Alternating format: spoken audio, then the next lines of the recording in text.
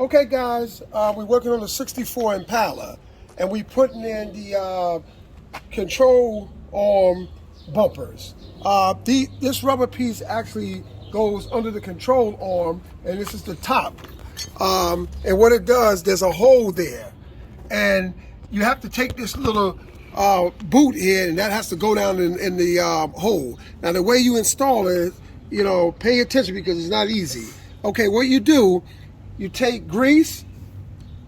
See, I have grease here, can of grease.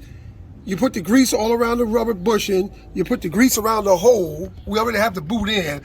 I don't want to pull it back out to show you, but just so you know what I'm saying. All right, you have to put grease around the hole.